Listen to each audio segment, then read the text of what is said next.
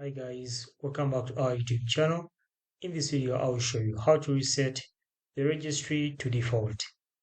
So quick one, come to the search bar over here, then search for registry editor. You can see this application, go ahead and open it, then approve this. So you can see over here, this is the registry editor.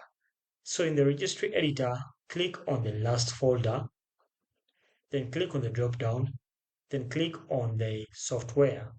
Now, the software, if you want to reset the whole thing, or if you want to reset the whole registry, go ahead and right click on this and click on modify. Okay. Alternatively, if you want another method, you come to the search bar again, then search for factory reset. So you can come over here and choose the first option, which is reset this PC. So go ahead and click on open.